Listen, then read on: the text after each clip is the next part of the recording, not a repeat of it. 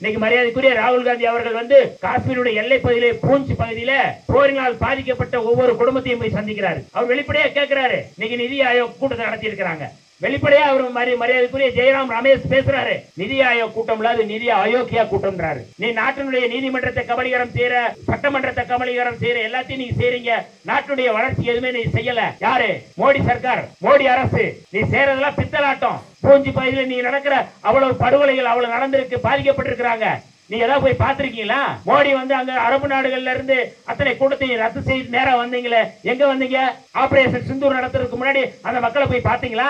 பாதிக்கப்பட்டவங்களை பாத்தீங்களா? ராணுவ வீரர்களை போய் பாத்தீங்களா? ஆனா நேரா பீகாருக்கு தேர்தலுக்கு போறாரு. எவ்வளவு பெரிய அயோக்கியத்தனம்! எப்படிப்பட்ட பிரதமர் இந்த நாட்டிலே இருக்கிறார்? அத்தனையும் நாடகம். இதை அம்பலப்படுத்துவதற்கு விடுதலை சிறுத்தைகள் இன்றைக்கு இந்த களத்திலே சமரசம் இல்லாமல் நாங்கள் போராடி கொண்டிருக்கிறோம். எப்படியாவது 2026ல பாரதிய ஜனதா கட்சி தமிழ்நாட்டை குழப்பம் செய்ய வேண்டும், தமிழ்நாட்டிலே குழப்பம் செய்ய வேண்டும் என்பதற்காக 2 பேரை வந்து உள்ள இறக்கி விட்டுருக்காங்க. 2 பிளேயர். ஒருத்தர் வந்து திராவிட எதிர்ப்பு என்கின்ற பெயர்ல, தமிழ் தேசிய ஆதரவு என்கின்ற பெயர்ல, அது போலி தமிழ் தேசியம். அவர் வந்து பாரதிய ஜனதா RSS தொங்கு சதையாக ஒருவர் செயல்பட்டுக் கொண்டிருக்கிறார். அது நாம் தமிழர். நாம் தமிழர் இயக்கம் இல்லாத ஓம் தமிழர். திராவிட அரசியலுக்கு எதிராக, திராவிட அரசியலுக்கு எதிரான ஒரு அரசியலை முன்னெடுப்பதற்காக இன்றைக்கு ஆரியத்துக்கு ஆதரவாக செயல்படக்கூடிய மிக மோசமான செயல்பாட்டை இன்றைக்கு அந்த இயக்கம் தொடர்ந்து செயல்பட்டுக் கொண்டிருக்கின்றது. அதே போல இன்னொருவர் இறக்கி விட்டிருக்கிறார். கட்சிகளின் அடிப்படையில் நீங்கள் நேரடியாக வாக்கு கேட்பது என்பது வேறு. ஆனால் முழுமையாக இன்றைக்கு எப்படியாவது இந்த அரசை வீழ்த்த வேண்டும், திராவிட இயக்கத்தை வீழ்த்த வேண்டும், பார்ப்பனியத்தை நிலைநாட்ட வேண்டும், பார்ப்பனியத்தினுடைய கோட்பாட்டை முழுமையாக செயல்படுத்த வேண்டும் என்பதற்காக இன்றைக்கு அடிப்படையில் செயல்படக்கூடிய ஒரு இயக்கம் தான் ஓம் தமிழர். இன்னொரு இயக்கம் இருக்கிறது. அது வந்து புதுசா ஆரம்பிச்சிருக்கிற ஒரு கட்சி. அவர்தான் நடிகர் விஜய் அவர்கள். அவர்தான் இந்த விஜய் அவர்கள் தான் இன்னைக்கு வந்து சிறுபான்மை வாக்குகளை பிரிப்பதற்காக ஒரு அணி, ஒரு கட்சி முழுக்க முழுக்க திராவிட எதிர்ப்பை மையப்படுத்தி திராவிட தமிழ் தேசியம் என்கின்ற பெயரில், திராவிடத்தை எதிர்க்கின்ற பெயரில் இன்றைக்கு சீமான் போன்றவர்கள் இன்றைக்கு செயல்பட்டுக் கொண்டிருக்கிறார்கள். நாம் எச்சரிக்கையா இருக்க வேண்டிய தேவை இருக்கின்றது. பேசுற தமிழ் தேசியமே போலி தமிழ் தேசியம். முழுக்க முழுக்க பார்ப்பனியத்துக்கு, ஆரியத்துக்கு ஆதரவான தேசியத்தை கட்டமைத்துக் கொண்டிருக்கிறார்கள். உண்மையான தமிழ் தேசியவாதிகள் இன்றைக்கு களத்திலே இருப்பவர்கள் விடுதலை சிறுத்தைகள் தான். மேதகு பிரபாகரன் அவருடைய தலைமையிலே நடத்திய அந்த விடுதலை போராட்டத்தை, தமிழீழ தேசிய தலைவர் மேதகு பிரபாகரன் அவருடைய தலைமையிலான விடுதலை புலிகளுடைய அந்த போராட்டத்தை தொடர்ந்து அந்த கருத்தியலை தமிழ்நாட்டிலே எந்த சமரசமும் இல்லாமல் களமாடிக் கொண்டிருக்கிற ஒரு பேர் இயக்கம் விடுதலை சிறுத்தைகள் இயக்கம். இன்னைக்கு வந்து 2009க்கு வந்துட்டு திரள் நிதி வசூல், திரள் நிதி செய்யறதுக்கே உனக்கு நேரம் இல்ல, திரள் நிதி பண்றதுக்கே உனக்கு நேரம் இல்ல. நீ தந்தை பெரியாரை எதிர்த்து பேசுறது, இடதுசாரிகளை எதிர்த்து பேசுறது உனக்கு கொடுக்கப்பட்ட அஜெண்டா. அது நீ உண்மையான அரசியல் என்றால் தமிழ் தேசிய அரசியலுக்கு எதிரான அரசியல் இந்திய தேசிய அரசியல் தான், இந்துத்துவம் தான். எப்படி மேதகு பிரபாகரன் அவர்கள் அங்கே இலங்கையிலே பெரும்பான்மைவாத அரசியலை முன்னெடுத்து அந்த அரசியலுக்கு எதிராக எப்படி ஒரு போராட்டத்தை முன்னெடுத்தார்களோ, அதே போல தமிழ்நாட்டில் விடுதலை சிறுத்தைகள் பெரும்பான்மைவாத அரசியலுக்கு எதிராக முன்னெடுக்கின்றோம். ஆனா இங்க வந்து என்ன சீமான் என்ன பண்றாப்ல, பெரும்பான்மைவாதத்துக்கு சாமரம் வீசுகிறார். பெரும்பான்மைவாதத்துக்கு அவர் வந்து அதை பற்றி பேசுவதே இல்லை. அவருடைய கேள்விகள் அதை குறித்து எதுவுமே இல்லை. இன்னைக்கு ஆபரேஷன் ககர் என்கின்ற பேர்ல மாவோயிஸ்டுகளை படுகொலை செய்கிறார்கள். ஏதாவது கேள்வி இருக்கா? எந்த கேள்வியும் இல்ல. இந்தியாவுடைய அத்தனை தேசியத்தினுடைய அடையாளங்களை அளிக்கின்ற வகையிலே ஒரே நாடு ஒரே மொழி என்கின்ற அடிப்படையில் இந்தி திணிப்பை கொண்டு வருகிறார்கள், இந்துத்துவ திணிப்பை கொண்டு வருகிறார்கள். அதை எதிர்த்து ஏதாவது நீ பேசிருக்கியா? எதுவும் பேசல. ஆனா நீ பேசுறது எல்லாமே முழுக்க முழுக்க RSS என்ன சொல்லுதோ, ஆடிட்டர் குருமூர்த்தி என்ன சொல்றாரோ, ஆடிட்டர் குருமூர்த்தியினுடைய அடிப்படைதான் சீமான். இதை நாம புரிந்து கொள்ள வேண்டும். நாங்க காழ்ப்புணர்ச்சியிலோ எந்த அடிப்படையிலும் பேசல. தோழமை கட்சிகளுடைய அரசியல் என்பது நீங்க சரியா செய்றீங்களா அப்படிங்கறது. அந்த சரியா செஞ்சீங்கன்னா நாங்க ஆதரிக்க போறோம், பாராட்ட போறோம். பாரதிய ஜனதா கட்சிக்கு எங்களுக்கு என்ன பிரச்சனை இருக்கு? நீ எடுக்கின்ற அந்த கோட்பாடு என்பது முழுக்க முழுக்க மக்கள் விரோத கோட்பாடு. நீ கொண்டு வருகிற சட்டம், அத்தனை சட்டமும் மக்கள் விரோத சட்டம். நீ முன்னெடுக்கின்ற அத்தனை செயல் திட்டமும் மக்கள் விரோத செயல் திட்டம். பாரதிய ஜனதாவுடைய செயல் திட்டம் என்பது RSS உடைய செயல் திட்டம். இந்த நாட்டை இந்து ராஷ்டிரமா மாற்ற முயற்சி செய்கிறார்கள், தேசியத்தை அழிக்க முயற்சி செய்கிறார்கள். இதை எதிர்ப்பதற்கு யார் இருக்கிறார்கள்? இந்தியாவிலே, இந்தியா முழுக்க இன்றைக்கு இடதுசாரிகள், அதே போல இந்தியாவிலே இன்றைக்கு விடுதலை சிறுத்தைகள், காங்கிரஸ் பேர் இயக்கம். கட்சியினுடைய அங்கீகார வெற்றி விழா என்பது தமிழ்நாடு முழுக்க இன்றைக்கு பல்வேறு இடங்களிலே, பல்வேறு மாவட்டங்களிலே நடத்தி கொண்டிருக்கின்றோம். குறிப்பாக நம்முடைய தலைவர் எழுச்சி தமிழர் அவருடைய தலைமையிலே விழுப்புரத்திலே ஒரு மாநாடு போன்ற ஒரு வெற்றி விழா நிகழ்வு, அதே போல சிதம்பரத்திலே ஒரு வெற்றி விழா நிகழ்வு, திருவண்ணாமலையிலே மகளிர் நடத்துகின்ற வெற்றி விழா நிகழ்வு என்று 3 பெரும் நிகழ்வாக நடத்தி எதற்காக இந்த வெற்றி விழா என்கின்ற அங்கீகார வெற்றி விழா என்பதை விளக்கி பேசினார்கள். விடுதலை சிறுத்தைகள் கடந்த 99க்கு பிறகுதான் தேர்தல் பதவிக்கு வருகின்றோம். 99ல் அதற்கு முன்பு விடுதலை சிறுத்தைகள் உங்களில் எவனும் யோக்கியன் இல்லை, எங்கள் ஓட்டு உங்களுக்கு இல்லை என்கின்ற முழக்கத்தை முன்வைத்துதான் விடுதலை சிறுத்தைகள் அமைப்பாக திரண்டோம். இன்றைக்கு 99க்கு பிறகு தேர்தல் பதவியில வந்தோம். தேர்தல் பதவிக்கு வந்த பிறகு கொஞ்சம் கொஞ்சமாக, அதாவது தலைவர் அவர்கள் அடிக்கடி சொல்வார்கள், நாங்கள் அங்குலம் அங்குலமாக வளர்கிறோம் என்று சொல்வார்கள். அந்த அடிப்படையிலே அங்குலம் அங்குலமாக, ஆழமாக, அழுத்தமாக வளர்ந்து இன்றைக்கு தேர்தலுடைய அந்த ஆணையத்தினுடைய அங்கீகாரத்தை பெற்று விடுதலை சிறுத்தைகள் இன்றைக்கு தவிர்க்க முடியாத ஒரு கட்சியாக தமிழ்நாட்டுடைய திசைவழி போக்கை, தமிழ்நாட்டுடைய அரசியலை, தமிழ்நாட்டுடைய எதிர்காலத்தை தீர்மானிக்கக்கூடிய இடத்திலே விடுதலை சிறுத்தைகள் இருக்கிறோம் என்பதை பெருமிதத்தோடு கொண்டாடுகின்ற ஒரு விழாவாகத்தான் இதை நாங்கள் பார்க்கின்றோம். இது மற்ற கட்சிகளை போன்ற அல்ல. ஒவ்வொரு கட்சிகளுக்கும் ஒரு பாரம்பரியம் இருக்கின்றது. இடதுசாரிகள் என்றால் அது 100 ஆண்டுகள் தொடங்கி 200 ஆண்டுகளை கடந்து நிற்கின்ற கட்சி இது. திராவிட முன்னேற்ற கழகம் என்பது மிக முக்கியமாக 50 ஆண்டுகளை கடந்து நிற்கின்ற கட்சி. திராவிட இயக்கங்கள் அப்படித்தான், RSS போன்ற இயக்கங்கள், பாஜக போன்ற இயக்கங்கள்.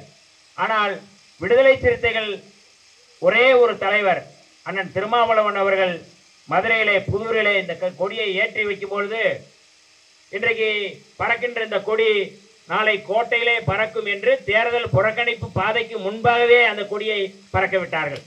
அன்றைக்கு நாம் தேர்தலுக்கு வருவோம் என்று சொல்லவில்லை, ஆனால் தேர்தல் புறக்கணிப்பு பாதையிலே அதை நம்ம முன்னெடுத்தோம். அப்படிப்பட்ட ஒரு பேரியக்கம் இன்றைக்கு தமிழ்நாட்டுடைய உரிமைகளுக்காக, இந்தியாவினுடைய அரசியலமைப்பு சட்டத்தை பாதுகாப்பதற்காக விடுதலை சிறுத்தைகள் இந்த களத்திலே தொடர்ந்து களமாடி வருகின்றோம். அந்த அடிப்படையில் தான் விடுதலை சிறுத்தைகள் இந்த தேர்தல் அங்கீகார வெற்றி விழாவை பார்க்கிறோம். நிறைய கட்சிகள் தேர்தல் அங்கீகார பெற்ற கட்சிகள் இருக்கின்றன. தேர்தல் அங்கீகாரத்தை பெற்றுவிட்டு இழந்த கட்சிகளும் இன்றைக்கு இருக்கின்றன. நாங்கள் தான் தமிழ்நாட்டை ஆள போகிறோம்னு சொல்லி சொன்னவங்களாம் இருந்தாங்க. ஆனால் அவங்களாம் இன்றைக்கி தேர்தல் அங்கீகாரம் இல்லை. அவங்களாம் டெல்லியில் போய் தேர்தல் ஆணையத்தினுடைய அந்த பயிற்சி வகுப்பில் பங்கேற்க முடியலை. ஆனால் விடுதலை சிறுத்தைகள் முதல் முறையாக தேர்தல் ஆணையத்தினுடைய அந்த அங்கீகாரத்தினுடைய பெற்ற பிறகு நம்முடைய கட்சியினுடைய தோழர்கள் எல்லோரும் இணைந்து அங்கே பங்கெடுத்து எப்படி தேர்தலுடைய அந்த அணுகுமுறையை எப்படி செய்ய போகிறோம் என்பதை பயிற்சி எடுத்திருக்கிறார்கள். அந்த அடிப்படையில் நம்முடைய மகத்தான தலைவர், பல கட்சிகளுக்கு இன்னைக்கு தேர்தல் வியூக வகுப்பாளர் அப்படிங்கிறதுலாம் நிறைய இருக்கிறாங்க. ஆனால் நம்ம கட்சிக்கு தேர்தல் வகுப்பாளர், வியூக வகுப்பாளர் யாருன்னா நம்முடைய தலைவர் மட்டும்தான். யார் வேணாலும் சொல்லிக்கிறலாம். ஆனால் முழுக்க முழுக்க தலைவருடைய உத்தியின் அடிப்படையில் தான் இந்த வெற்றியை, இந்த அங்கீகாரத்தை அவருடைய உழைப்பின் அடிப்படையில் தான் நாம் பெற்றிருக்கிறோம். அந்த அடிப்படையில் நாம் மீண்டும் இந்த அங்கீகாரத்தை நிலைநிறுத்துவதற்கு 2026 தேர்தல் என்பது மிக முக்கியமான தேர்தல். இந்த தேர்தலை நாம் எப்படி பார்க்கின்றோம்? இன்றைக்கு ஆளுகின்ற ஒன்றிய அரசு, பாஜக அரசு, மோடி அரசு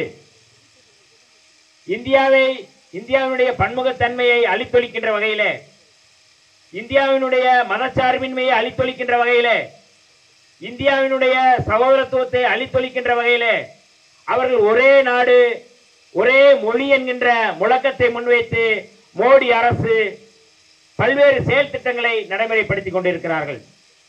இந்திய அரசியலமைப்பு சட்டத்தினுடைய ஆன்மாவாக இருக்கக்கூடிய மதச்சார்பின்மையை அழிப்பதுதான் இப்பொழுது அவர்கள் இருக்கின்ற ஒரே இலக்கு. அதற்கு அவர்கள் பல்வேறு சட்டங்களை கொண்டு வருகிறார்கள். 2014ஆம் ஆண்டு மோடி அரசு ஆட்சிக்கு வந்த பிறகு பல்வேறு சட்டங்களை அவர்கள் கொண்டு வருகிறார்கள். சட்ட திருத்தங்கள் என்கின்ற பெயரிலே கொண்டு வருகிறார்கள். அதிலே காஷ்மீரினுடைய 370 ரத்து செய்யப்படுகின்றது. காஷ்மீரினுடைய 370 ரத்து செய்யப்படுவது என்றால் மாநில உரிமைகளுக்கு எதிரானது. ஒரு தேசிய இனத்தினுடைய அடையாளங்களை அழித்தொழிக்கின்ற வகையிலே காஷ்மீரிகளுடைய அந்த தேசிய இனத்தினுடைய எழுச்சியை, அவருடைய அடையாளத்தை, அவருடைய உரிமையை அழித்தொழிக்கின்ற வகையிலே அதை செய்கிறார்கள். குறிப்பாக இஸ்லாமியர்கள் அடையாளம் அது ஒரு தேசிய இனமாக இருக்கின்றது. அவர்கள் பெரும்பான்மையாக இருக்கிறார்கள். அதை அழித்தொழிக்கின்ற வகையிலே அந்த சட்டத்தை கொண்டு நிறுத்தி போக வைக்கிறார்கள். அதற்கு பிறகு முத்தலாக் தடை சட்டம், அதற்கு பிறகு குடியுரிமை திருத்த சட்டம், அதற்கு பிறகு இப்பொழுது அவர்கள் கொண்டு வந்திருக்கிற சட்டம் என்பது வக்ஃபு வாரிய திருத்த சட்டம். தோழர்களே, இந்த திருத்த சட்டத்தை அறிமுகப்படுத்தும் பொழுதே நம்முடைய கட்சியின் சார்பாக நம்முடைய தலைவர் எழுச்சி தமிழர் அவர்களும் நம்முடைய நாடாளுமன்ற உறுப்பினர் விழுப்புரம் நாடாளுமன்ற உறுப்பினர் அறிஞர் ரவிக்குமார் அவர்களும் தொடக்க நிலையிலே எடுத்தார்கள்.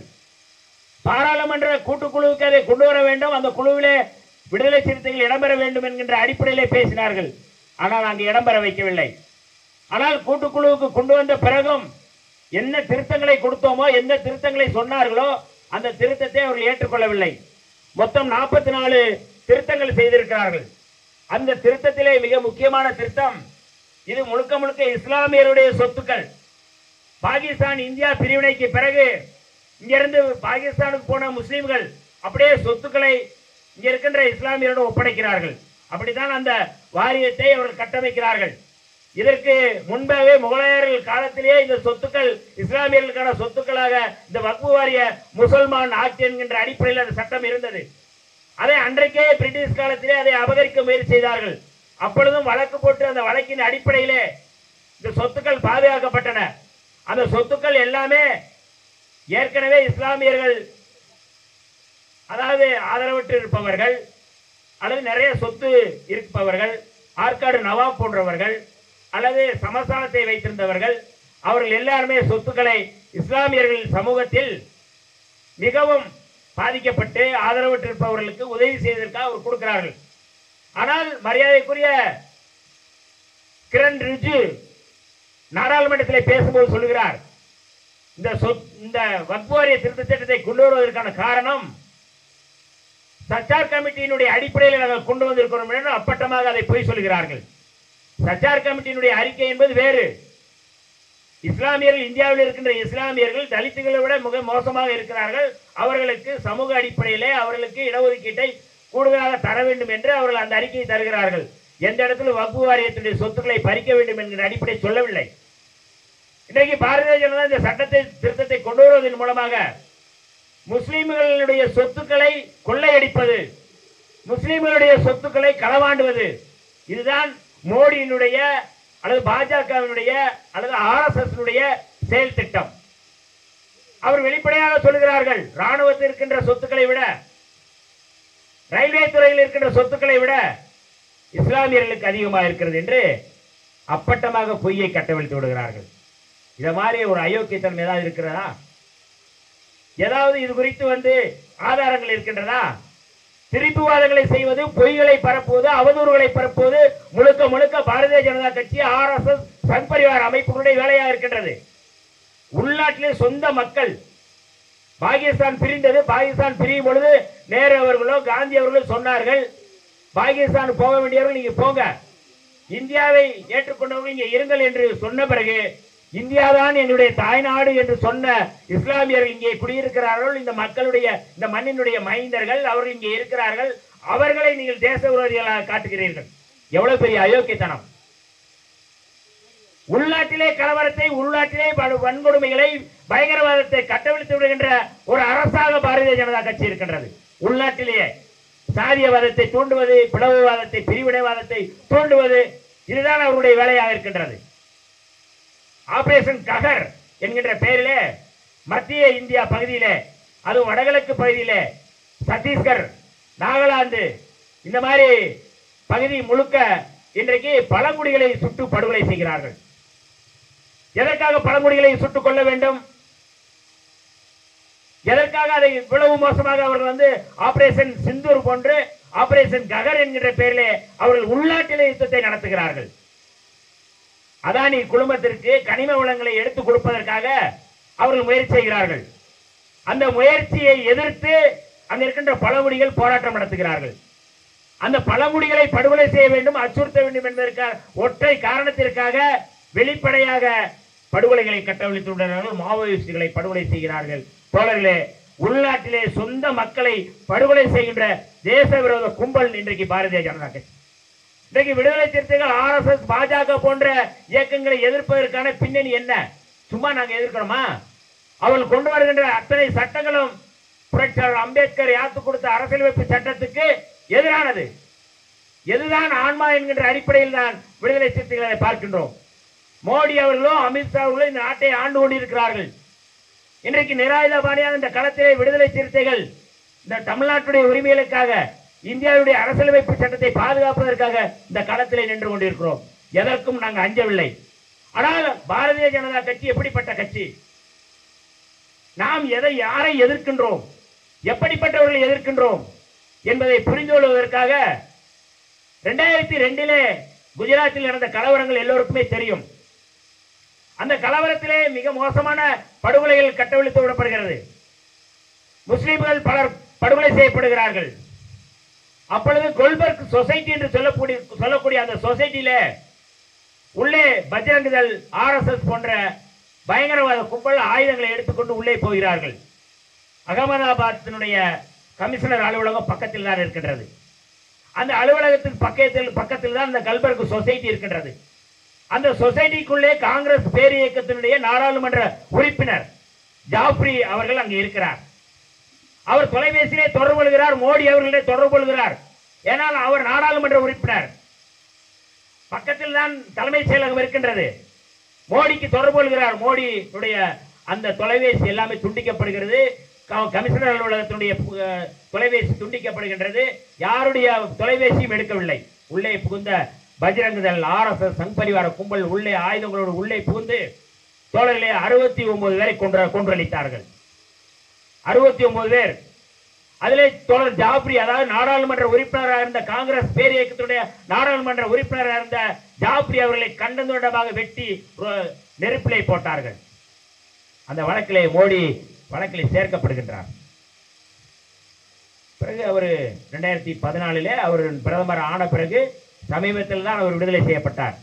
அந்த வழக்கிலே ஆதாரங்களை சேர்த்து நீதிமன்றத்திலே கொடுத்ததற்காக ஒரு இடதுசாரி செயற்பாட்டாளர் தீஸ்தா சடல்வாட் என்று சொல்லக்கூடியவரை கைது செய்து சிறைப்படுத்தினார்கள். அதே போல அமித்ஷா அவர்கள் தோழர்களே அதே 2002 அவர் உள்துறை அமைச்சராக இருக்கிறார். எங்க குஜராத்திலே 2002 சொராபுதீன் என்கின்ற ஒரு அப்பாவியை காவல்துறையை வைத்து என்கவுண்டர் செய்கிறார்கள். அந்த வழக்கிலே சாட்சியாக சொல்லக்கூடிய அவருடைய மனைவி ஹவுசர்பி அவரையும் சுட்டு படுகொலை செய்கிறார்கள். அடுத்து ஒரு சாட்சி, அவர்தான் முக்கியமான சாட்சி, துளசிராம் பிரஜாபதி என்கின்ற ஒரு இந்து சாமியார் தான். அவர் இந்து அதெல்லாம் பார்க்கறது இல்லை. அவர்களுக்கு என்ன வேணாலும் செய்யலாம். அவரையும் அவர் சாட்சி சொல்ல வருகிறார். அவரையும் பிடித்து சுட்டு படுகொலை செய்கிறார்கள். தொடர்களே, இந்த வழக்கில் யார் பின்னணியில் இருக்கிறார்கள் என்பதை விசாரிப்பதற்காக என்ஐஏ விசாரிக்கின்றது. என்ஐஏ இந்த படுகொலை எல்லாம் யார் செய்கிறார்கள், படுகொலைக்கு பின்னாடி யார் இருந்தார்கள் என்று என்ஐஏ அதிகாரிகள் விசாரிக்கிறார்கள். அப்படி விசாரிக்கும் பொழுது ஒருவர் இருந்தார். அவர்தான் உள்துறை அமைச்சராக, இன்றைக்கு உள்துறை அமைச்சராக இருக்கக்கூடிய, அன்றைக்கு மாநிலத்துடைய உள்துறை அமைச்சராக இருந்த அமித்ஷா அவர்கள். அவரை அன்றைக்கு இந்தியாவுடைய உள்துறை அமைச்சராக இருந்த ப. சிதம்பரம் அவர்கள் அவரை பிடித்து சிறைப்படுத்துகிறார், கைது செய்கிறார்கள். அவர் போலீஸ் ஸ்டேஷன்ல வந்து அவர் கையெழுத்து போடணும். தடிபார்னா இப்ப குண்டாஸ் போடுறோம்ல, அப்படி அந்த வழக்கில் அவர் கைது செய்யப்பட்டார், சிறையில் இருந்தார். அதற்கு பிறகு அவர் வெளியில வந்து திருப்பி வந்து ப. சிதம்பரத்தை கைது செஞ்சது வேற கதை, பழி வாங்குறதுக்காக பண்ணாங்க. அப்படி அந்த வழக்கிலே குற்றவாளியாக சேர்க்கப்பட்டு வெளியிலே வருகிறார், பிணையிலே வருகிறார். தோழர்களே, அந்த வழக்கில் 2014க்கு பிறகு நீதிமன்றத்திலே வருகின்றது. நீதிமன்றத்திலே நீதிபதி லோயா அவருடைய பெஞ்சுக்கு அங்கே வருகின்றது அந்த வழக்கு. தோழர்களே, அந்த வழக்கை விசாரிக்கும் பொழுதே அவர் வந்து மர்மமான முறையில் இறந்து போகின்றார். சினிமா ராஜேஷ்குமார் நாவல் மாதிரி இருக்கு. முதல்ல வந்து சொராபுதீனை என்கவுண்டர் செய்தார்கள். அதற்கு பிறகு சாட்சியாக இருந்த அவருடைய மனைவி ஹவுசர்பி கொல்லப்படுகின்றார். அதற்கு பிறகு அந்த இன்னொரு சாட்சியாக இருக்கக்கூடிய துளசிராம் பிரஜாபதி கொல்லப்படுகின்றார். இந்த வழக்கை விசாரித்த நீதிபதி லோயா அவருடைய பையன் சொல்கின்றான், என்னுடைய அப்பா தற்கொலை செய்யவில்லை, ஏதோ பின்னாடி நடந்திருக்கு, இது கொலைதான் என்று சொன்னான். அந்த வழக்கிலே குற்றம் சுமத்தப்பட்டவர் அமித்ஷா அவர்கள். பின்னாடி அவர் வந்து அந்த வழக்கில் இருந்து விடுதலை செய்யப்படுகின்றார்கள். நாம் எத்தகைய கிரிமினல்களை எதிர்த்து நாம் போராடுகிறோம் என்பதை புரிந்து கொள்வதற்காக இந்த 2 சம்பவங்களை சொல்கின்றேன். இந்தியாவை ஆளுகின்ற மோடியோ அமித்ஷாவோ எத்தனை கிரிமினல்கள் இந்த நாட்டை ஆளக்கூடியவர்கள், அப்படிப்பட்ட ஒரு கிரிமினல் நாடாளுமன்றத்திலே சொல்லுகின்றார். அம்பேத்கர் அம்பேத்கர் அம்பேத்கர் என்று சொல்வதற்கு பதிலாக பகவான் பெயரை சொன்னால் உங்களுக்கு விமோசனம் கிடைக்கும் என்று அவர் சொல்லுகின்றார். புரட்சியாளர் அம்பேத்கருடைய பிறந்த நாள் அன்றைக்கு இதை சொல்லிவிட்டு அடுத்து ஏப்ரல் 14 புரட்சியாளர் அம்பேத்கருடைய பிறந்த நாளுக்கு அவருடைய சிலைக்கு மாலை போட்டு வணக்கம் செலுத்துகின்றார். எப்படி நாடகம்! எப்படிப்பட்டவர்கள் இந்த நாட்டை ஆண்டு கொண்டிருக்கிறார்கள். இவர்கள் சொல்லுகிறார்கள் ஜவஹர்லால் நேரு பற்றி பேசுகிறார்கள், காங்கிரஸ் பேரியக்கத்தை பற்றி பேசுகிறார்கள். ஜவஹர்லால் நேரு 1947 அவர் பிரதமர் ஆன பிறகு ஒவ்வொரு மாநிலங்கள முதலமைச்சர்களுக்கும் அவர் கடிதம் எழுதுகிறார். தொடர்ந்து அந்த கடிதம் 400 கடிதம். அந்த 400 கடிதத்தை தயவு செய்து படித்து பாருங்கள். அப்படிப்பட்ட ஒரு கடிதத்தை மோடியால் எழுத முடியுமா? மோடி எழுதுவதற்கு ஏதாவது திராணி இருக்கின்றதா? அமித்ஷா எழுதுவதற்கு ஏதாவது திராணி இருக்கின்றதா? இந்தியாவை கட்டமைத்தவர்களில், இந்தியாவுடைய பொதுத்துறை நிறுவனங்களை உருவாக்கியவர்களில் காங்கிரஸ் தான், காங்கிரஸ் பேரியக்கம் தான். ஆனால் இன்றைக்கு பெருசா நாங்க தான் இந்த நாட்டை கட்டமைக்கிறோம், எல்லாமே கட்டமைச்சுக்கிட்டு இருக்கிறோம் சொல்லி சொல்றாங்க. பாரதிய ஜனதா கட்சி வந்த பிறகு இந்தியா இன்றைக்கு மிக மோசமான பின்னோக்கி போய்கொண்டிருக்கின்றது. எந்த வளர்ச்சியும் இல்லை. பிளவுவாதம், பிரிவினைவாதம், சாதியவாதம், வன்முறைகள் நடக்கின்றது. எப்படிப்பட்டவர்கள் நாடாளுமன்றத்தை அனுப்புகிறார்கள்? 2008 மகாராஷ்டிரா மாநிலம் மலேகான் என்கிற இடத்திலே மோட்டார் சைக்கிளே பாம்பு இடிக்கின்றது. ஆர்டிஎக்ஸ் பாம்பு, சாதாரண பாம்புல ஆர்டிஎக்ஸ் பாம்பு. அந்த ஆர்டிஎக்ஸ் பாம்பு வெடித்த பிறகு அதை திரும்ப என்ஐஏ விசாரிக்கின்றது. அந்த விசாரணையிலே ஒருவர் கைது செய்யப்படுகின்றார். அது யாரு? அந்த மோட்டார் சைக்கிள் யாரு? அந்த பைக்கு யாருடையது? இதுதான் அவங்க விசாரிக்கிறாங்க. அப்ப அந்த பைக்கை விசாரிக்கும் பொழுது இந்த பைக் யாருடையது கேட்டா அபினவ் பாரத் என்கின்ற அமைப்புடைய தலைவர். அவர் யாருன்னா பிரக்யா சிங் தாக்கூர். 2019 அந்த அம்மாவை தான் பாரதிய ஜனதா கட்சி மகாராஷ்டிரா மாநிலத்தில் நாடாளுமன்ற உறுப்பினராக வேட்பாளராக நிறுத்தியது 2019. தோழர்களே, அந்த வழக்கிலே மிக மோசமாக குற்றம் சுமத்தப்பட்டவர் பிரக்யா சிங் தாக்கூர். அவரை நாடாளுமன்றத்தை அனுப்புகின்றது. இந்த ஆர்டிஎக்ஸ் பாம்பு யார் கொடுத்தது என்று கேட்கிறார்கள். ஆர்டிஎக்ஸ் பாம்பு, அந்த ஆர்டிஎக்ஸ் பாம்பு யார் கொடுத்தார்கள் என்று இந்த என்ஐஏ அதிகாரி, மிக முக்கியமான அதிகாரி அவர், ஹேமந்த் கர்கரே, அவர்தான் அந்த விசாரணை அதிகாரி. அந்த விசாரணை அதிகாரி விசாரிக்கும் பொழுது ராணுவத்தில் கேர்னலாக இருந்த ரமேஷ் புரோஹித் என்பவரை கைது செய்கின்றது. புரோஹித்னா புரோகிதம் பண்றவங்க, பார்ப்பனர் தான். புரிஞ்சுக்கோங்க, புரிஞ்சுக்கிறதுக்காக சொல்றோம் நம்ம. ஏனென்றால் இந்தியாவில் முதல் படுகொலையை நடத்திய, பயங்கரவாத படுகொலையை செய்தவர்கள் பார்ப்பனர்கள் தான். காந்தியை படுகொலை செய்த கும்பல் பார்ப்பன கும்பல், சித்பவன் பார்ப்பன கும்பல். நாதுராம் கோட்சே, அவருடைய தம்பி நம்முடைய கோபால் கோட்சே, நாராயணன் ஆப்தே கொல்லப்பட்டவங்க எல்லாமே அதுல டாக்டர் பார்ச்சூன் உள்ளிட்ட 9 பேரும் பார்ப்பனர்கள் தான். அதனால சுதந்திர இந்தியாவில் நடத்திய முதல் பயங்கரவாத படுகொலையை நடத்தியவர்கள் பார்ப்பனர்கள். அவன் சொல்றான், இன்னைக்கு நாங்க எங்காவது ஆணவ படுகொலை நடத்துறோமா, நாங்க எங்காவது தீ வைக்கிறோமா, நாங்க எங்காவது படுகொலை செய்யறோமா? அவங்க சொல்றாங்க சுதந்திர இந்தியாவில் படுகொலையை நடத்திய பார்ப்பன கும்பல் இன்றைக்கு இந்தியாவில் பார்ப்பனர் அல்லாத சமுதாயத்தை சேர்ந்த ஓபிசி சமுதாயமா இருக்கலாம், அல்லது தாழ்த்தப்பட்ட சமுதாயமா இருக்கலாம், பழங்குடி சமுதாயமா இருக்கலாம். இந்த சமுதாயத்தை எல்லாமே இன்றைக்கு அக்குவேர் ஆணிவராக பிரித்து அவர்களுடைய நலனுக்காக, அந்த பார்ப்பனிய நலனுக்காக இந்தியாவை இந்து ராஷ்டிரமாக மாற்றம் செய்கிறார்கள். இது ஒட்டுமொத்த இந்துக்களுக்காக அல்ல, பார்ப்பன நலனுக்காக அவர்கள் முயற்சி செய்கிறார்கள். ஏனென்றால் இந்த படுகொலையை நடத்தியவர்கள், இந்த பிரக்யா சிங் தாக்கூர் போன்றவர்கள் இந்த படுகொலையை, இந்த பாம்பு பிளாஸ்ட் பண்றாங்க. அந்த பாம்பு பிளாஸ்ட்ல முக்கியமான அந்த ஹேமந்த் கர்கரே யாரெல்லாம் அவர் கைது செய்யறாங்க அப்படின்னு பார்த்தா ஆர்எஸ்எஸ் சேர்ந்தவர்களை கைது செய்யறாங்க. அதுல இந்திரஜித் என்கின்ற மகாராஷ்டிரா மாநிலத்துடைய ஆர்எஸ்எஸ் பிரமுகர் கொல்லப்படுகின்றார். அவங்களே கொலை செய்யறாங்க. ஒவ்வொருத்தரையும் அவரே கொலை செஞ்சுட்டு இருக்கிறாங்க. முக்கியமான ஆட்களை பூரா இவர் கைது செய்ய இவர் உண்மையான குற்றவாளிகளை நோக்கி போய்கொண்டிருக்கிறார் என்று மும்பையில் நடந்த ஒரு பாம்பு பிளாஸ்ட்ல இவரையும் கொண்டுறாங்க. ஹேமந்த் கர்கரே, அவரோட சேர்ந்து விஜய் சலாஸ்கர், ஒரு ஹவாய், 3 பேரும் மர்மமான முறையிலே கொல்லப்படுகிறார்கள்.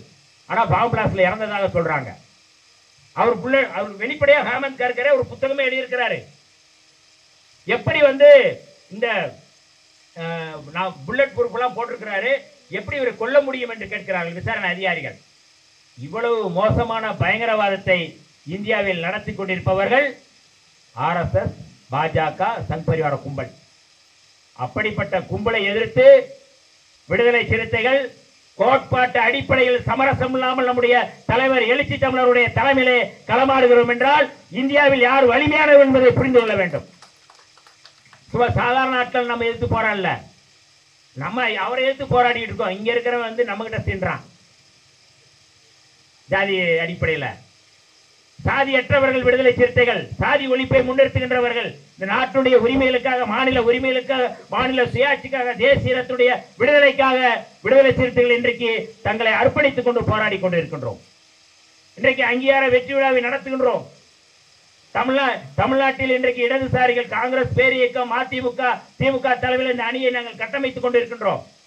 இன்றைக்கு நாம் வெற்றி விழாவை, நம்ம அங்கீகார வெற்றி விழாவை கொண்டாடுகிறோம் என்றால் இந்த வெற்றி விழாவுக்கு பின்னாடி மதிமுகவும் இருக்கின்றது, இடதுசாரிகள் இருக்கிறார்கள், காங்கிரஸ் பேரியக்கம் இருக்கின்றது. அவர்கள் தோழமை கட்சிகளாக நமக்கு இருக்கிறார்கள். அவர்களை போன்ற இயக்கங்கள், இன்றைக்கு இயக்கத்தை சேர்ந்த தோழர்கள் நம்முடைய இந்த வெற்றி விழாவுடைய பங்கெடுப்பது என்பது பாராட்டுக்குரியது, வரவேற்புக்குரியது. அவர்கள் ஏன்னா நம்ம எல்லாம் ஒரு தொகுதியில வெற்றி பெற்றிருக்கோம்னா இடதுசாரிகள் அதில் இருக்கிறாங்க, மதிமுக, காங்கிரஸ் பேரியக்கம் இருக்கின்றது. ஆக இப்படிப்பட்ட ஒரு சூழலில் தமிழ்நாட்டை பாதுகாக்க வேண்டும், இந்தியாவை பாதுகாக்க வேண்டும் என்கின்ற தொலைநோக்கு பார்வையோடு நாம் ஆரியத்துக்கு எதிராக புரட்சியாளர் அம்பேத்கர் சொன்னார்கள், எதிரிகள், நம்முடைய எதிரிகள் பார்ப்பனியமும் முதலாளித்துவம் என்று சொன்னார்கள். அந்த கோட்பாட்டு அடிப்படையில் புரட்சியாளர் அம்பேத்கர், தந்தை பெரியார் அவருடைய கொள்கையிலே விடுதலை சிறுத்தைகள் இன்றைக்கு இந்த களத்திலே களமாடி கொண்டிருக்கின்றோம். நமக்கு இலக்கு அதுதான். ஆனா இங்க வந்து எப்படியாவது 2026 பாரதிய ஜனதா கட்சி தமிழ்நாட்டை குழப்பம் செய்ய வேண்டும், தமிழ்நாட்டிலே குழப்பம் செய்ய வேண்டும் என்பதற்காக 2 பேரை வந்து உள்ள இறக்கி விட்டுருக்கிறாங்க. 2 பிளேயர். ஒருத்தர் வந்து திராவிட எதிர்ப்பு என்கின்ற பெயர்ல, தமிழ் தேசிய ஆதரவு என்கின்ற பெயரில், அது போலி தமிழ் தேசியம். அவர் வந்து பாரதிய ஜனதா RSS தொங்கு சதையாக ஒருவர் செயல்பட்டுக் கொண்டிருக்கிறார். அது நாம் தமிழர். நாம் தமிழர் இயக்கம் இல்ல, அது ஓம் தமிழர். திராவிட அரசியலுக்கு எதிராக, திராவிட அரசியலுக்கு எதிரான ஒரு அரசியலை முன்னெடுப்பதற்காக இன்றைக்கு ஆரியத்துக்கு ஆதரவாக செயல்படக்கூடிய மிக மோசமான செயல்பாட்டை இன்றைக்கு அந்த இயக்கம் தொடர்ந்து செயல்பட்டுக் கொண்டிருக்கின்றது. அதே போல இன்னொருவர் இறக்கி விட்டிருக்கிறார். அதாவது வந்து கட்சிகளின் அடிப்படையில் நீங்கள் நேரடியாக வாக்கு கேட்பது என்பது வேறு. ஆனால் முழுமையாக இன்றைக்கு எப்படியாவது இந்த அரசை வீழ்த்த வேண்டும், திராவிட இயக்கத்தை வீழ்த்த வேண்டும், பார்ப்பனியத்தை நிலைநாட்ட வேண்டும், பார்ப்பனியத்தினுடைய கோட்பாட்டை முழுமையாக செயல்படுத்த வேண்டும் என்பதற்காக இன்றைக்கு அடிப்படையில் செயல்படக்கூடிய ஒரு இயக்கம் தான் ஓம் தமிழர். இன்னொரு இயக்கம் இருக்கிறது, அது வந்து புதுசாக ஆரம்பிச்சிருக்கிற ஒரு கட்சி. அவர்தான் நடிகர் விஜய் அவர்கள். அவர்தான் இந்த விஜய் அவர்கள் தான் இன்னைக்கு வந்து சிறுபான்மை வாக்குகளை பிரிப்பதற்காக ஒரு அணி, ஒரு கட்சி, முழுக்க முழுக்க திராவிட எதிர்ப்பை மையப்படுத்தி திராவிட தமிழ் தேசியம் என்கின்ற பெயரில், திராவிடத்தை எதிர்க்கின்ற என்கின்ற பெயரில் இன்றைக்கு சீமான் போன்றவர்கள் இன்றைக்கு செயல்பட்டுக் கொண்டிருக்கிறார்கள். நாம் எச்சரிக்கையா இருக்க வேண்டிய தேவை இருக்கின்றது. நீ தமிழ் தேசியம் பேசுற தமிழ் தேசியமே, நீ பேசுற தமிழ் தேசியமே போலி தமிழ் தேசியம். முழுக்க முழுக்க பார்ப்பனியத்துக்கு, ஆரியத்துக்கு ஆதரவான தேசியத்தை கட்டமைத்துக் கொண்டிருக்கிறார்கள். உண்மையான தமிழ் தேசியவாதிகள் இன்றைக்கு களத்திலே இருப்பவர்கள் விடுதலை சிறுத்தைகள் தான். மேதகு பிரபாகரன் அவருடைய தலைமையிலே நடத்திய அந்த விடுதலை போராட்டத்தை, தமிழீழ தேசிய தலைவர் மேதகு பிரபாகரன் அவருடைய தலைமையிலான விடுதலை புலிகளுடைய அந்த போராட்டத்தை தொடர்ந்து அந்த கருத்தியலை தமிழ்நாட்டிலே எந்த சமரசமும் இல்லாமல் களமாடி கொண்டிருக்கிற ஒரு பேர் இயக்கம் விடுதலை சிறுத்தைகள் இயக்கம். இன்னைக்கு வந்து 2009 வந்துட்டு திரள் நிதி வசூல், திரள் நிதி செய்யறதுக்கே உனக்கு நேரம் இல்லை, திரள் நிதி பண்றதுக்கே உனக்கு நேரம் இல்லை. நீ தந்தை பெரியாரை எதிர்த்து பேசுறது, இடதுசாரிகளை எதிர்த்து பேசுறது, உனக்கு கொடுக்கப்பட்ட அஜெண்டா அது. நீ உண்மையான அரசியல் என்றால் தமிழ் தேசிய அரசியலுக்கு எதிரான அரசியல் இந்திய தேசிய அரசியல் தான், இந்துத்துவம் தான். எப்படி மேதகு பிரபாகரன் அவர்கள் அங்கே இலங்கையிலே பெரும்பான்மைவாத அரசியலை முன்னெடுத்து அந்த அரசியலுக்கு எதிராக எப்படி ஒரு போராட்டத்தை முன்னெடுத்தார்களோ, அதே போல தமிழ்நாட்டில் விடுதலை சிறுத்தைகள் பெரும்பான்மைவாத அரசியலுக்கு எதிராக முன்னெடுக்கின்றோம். மேதகு பிரபாகரன் அவர்களுடைய அரசியல் என்பது பெரும்பான்மைவாத அரசியலுக்கு எதிரானது. அது பௌத்த பேரினவாத பெரும்பான்மைவாதத்துக்கு எதிரானது. தமிழ்நாட்டில இந்து பெரும்பான்மைவாதத்துக்கு எதிராக, இந்துத்துவ பெரும்பான்மைவாதத்துக்கு எதிராக அரசியலை முன்னெடுக்கின்றோம். உண்மையான எதிரி என்பது பெரும்பான்மைவாதம் தான். ஆனா இங்க என்ன சீமான் என்ன பண்றாப்ல, பெரும்பான்மைவாதத்துக்கு சாமரம் வீசுகிறார். பெரும்பான்மைவாதத்துக்கு அவர் அதை பற்றி பேசுவதே இல்லை. அவருடைய கேள்விகள் அதை குறித்து எதுவுமே இல்லை. இன்னைக்கு ஆபரேஷன் ககர் என்கின்ற பேர்ல மாவோயிஸ்டுகளை படுகொலை செய்கிறார்கள். ஏதாவது கேள்வி இருக்கா? எந்த கேள்வியும் இல்லை.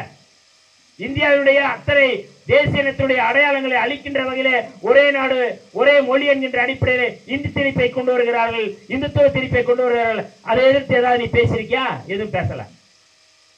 ஆனா நீ பேசுறது எல்லாமே முழுக்க முழுக்க RSS என்ன சொல்லுதோ, ஆடிட்டர் குருமூர்த்தி என்ன சொல்றாரோ, ஆடிட்டர் குருமூர்த்தியினுடைய அடிப்படைதான் சீமான். இதை நாம புரிந்து கொள்ள வேண்டும். நாங்க காழ்ப்புணர்ச்சியில எந்த அடிப்படையிலும் பேசல. தோழமை கட்சிகளுடைய அரசியல் என்பது நீங்க சரியா செய்றீங்களா அப்படிங்கறத, அந்த சரியா செஞ்சீங்கன்னா நாங்க ஆதரிக்க போறோம், பாராட்ட போறோம். பாரதிய ஜனதா கட்சிக்கு எங்களுக்கு என்ன பிரச்சனை இருக்கு? நீ எடுக்கின்ற அந்த கோட்பாடு என்பது முழுக்க முழுக்க மக்கள் விரோத கோட்பாடு. நீ கொண்டு வருகிற சட்டம் அத்தனை சட்டமும் மக்கள் விரோத சட்டம். நீ முன்னெடுக்கின்ற அத்தனை செயல் திட்டமும் மக்கள் விரோத செயல் திட்டம். பாரதிய ஜனதாவுடைய செயல் திட்டம் என்பது RSS உடைய செயல் திட்டம். இந்த நாட்டை இந்து ராஷ்டிரமாக மாற்ற முயற்சி செய்கிறார்கள், தேசியத்தை அழிக்க முயற்சி செய்கிறார்கள். இதை எதிர்ப்பதற்கு யார் இருக்கிறார்கள்? இந்தியாவிலே, இந்தியா முழுக்க இன்றைக்கு இடதுசாரிகள், அதே போல இந்தியாவிலே இன்றைக்கு விடுதலை சிறுத்தைகள், காங்கிரஸ் பேர் இயக்கம். இன்னைக்கு மரியாதைக்குரிய ராகுல் காந்தி அவர்கள் காஷ்மீருடைய எல்லை பகுதியிலே பூஞ்ச் பகுதியில போரினால் பாதிக்கப்பட்ட ஒவ்வொரு குடும்பத்தையும் போய் சந்திக்கிறாரு. அவர் வெளிப்படையா கேட்கிறாரு. இன்னைக்கு நிதி ஆயோக் கூட்டத்தை நடத்தி இருக்கிறாங்க. வெளிப்படையா அவர் மரியாதைக்குரிய ஜெயராம் ரமேஷ் பேசுறாரு. நிதி ஆயோக் கூட்டம் இல்லாத நிதி அயோக்கியா கூட்டம்ன்றாரு. நீ நாட்டினுடைய நீதிமன்றத்தை கபலீகரம் செய்யற, சட்டமன்றத்தை கபலீகரம் செய்யற, எல்லாத்தையும் நீங்க செய்றீங்க. நாட்டுடைய வளர்ச்சி எதுவுமே நீ செய்யல. யாரு? மோடி சர்க்கார், மோடி அரசு. நீ செய்யறதெல்லாம் பித்தலாட்டம். பூஞ்சி பகுதியில் நீ நடக்கிற அவ்வளவு படுகொலைகள் அவ்வளவு நடந்திருக்கு, பாதிக்கப்பட்டிருக்கிறாங்க. நீ ஏதாவது போய் பார்த்திருக்கீங்களா? மோடி அங்க அரபு நாடுகள்ல இருந்து அத்தனை கூட்டத்தையும் ரத்து செய்து நேரா வந்தீங்களே, எங்க வந்தீங்க? ஆபரேஷன் சிந்தூர் நடத்துறதுக்கு முன்னாடி அந்த மக்களை போய் பார்த்தீங்களா? பாதிக்கப்பட்டவங்களை பார்த்தீங்களா? ராணுவ வீரர்களை போய் பார்த்தீங்களா? ஆனா நேரா பீகாருக்கு தேர்தலுக்கு போறாரு. எவ்வளவு பெரிய அயோக்கியத்தனம்! எப்படிப்பட்ட பிரதமர் இந்த நாட்டில் இருக்கிறார்? அத்தனையும் நாடகம். இதை அம்பலப்படுத்துவதற்கு விடுதலை சிறுத்தைகள் இன்றைக்கு இந்த களத்திலே சமரசம் இல்லாமல் நாங்கள் போராடி கொண்டிருக்கிறோம்.